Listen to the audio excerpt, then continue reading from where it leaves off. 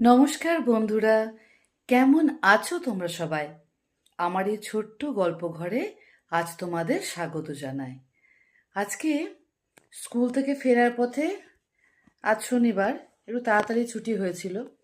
কয়েকটা ঘড়ির battery change করার ছিল, তো আরও কিছু জিনিস কেনার ছিল। তার স্কুল থেকে ফেরার পথে চলে গেলাম। এখানে একটা দোকান আছে, গিফটের দোকান। আমি নর্মালি সেখানে যাই, গিফট এবং ঘড়ি, যাবতীয় জিনিসপত্র, তোমার সানগ্লাস, বডি স্প্রে, পারফিউম, আরও অনেক কিছু থাকে ওখানে। তো ওখানে গেলে মোটামুটি সব পেয়ে যায়। তাই আজকে একটু প্রয়োজন ছিল, ঘড়ির ব্যাটারিটা পাল্টাতে হতো, তাই চলে গেলাম।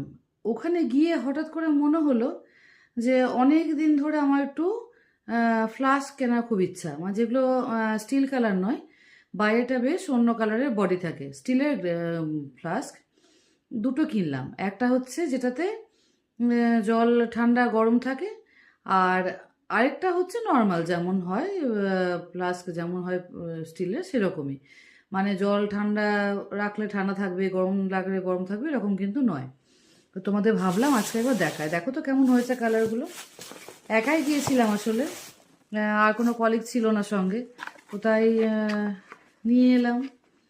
দেখো, এই যে এটা হচ্ছে মিল্টনের একটা ফ্লাস্ক নিয়ে এলাম। এরকম দেখতে, এরকম দেখতে কালারটা যদিও এটা পেলাম না আমি, একটা ছিল কিন্তু ভীষণই হালকা রং। দেখলাম যে খুব তাড়াতাড়ি নোংরা হয়ে যাবে, তাই এটা নিলাম একটা। বুঝতে পারছো, এটা হচ্ছে পুরো কালো, এটা কিন্তু প্লেন একটা।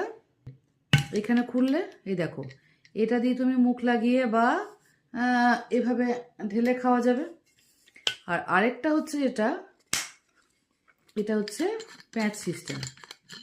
এই যে খুলে গেল, তো এইটা নিলাম। এটা দাম নিল তোমার, ছিল অনেক লেখা, কিন্তু 300 টাকা নিল বোধহয়। বাড়াও দেখি লেখা আছে নাকি। হ্যাঁ, 395 এমআরপি ছিল। তো ও মোটামুটি আমি গেলে একটু দামটা কমায়, তো 395 টাকা দাম নিল।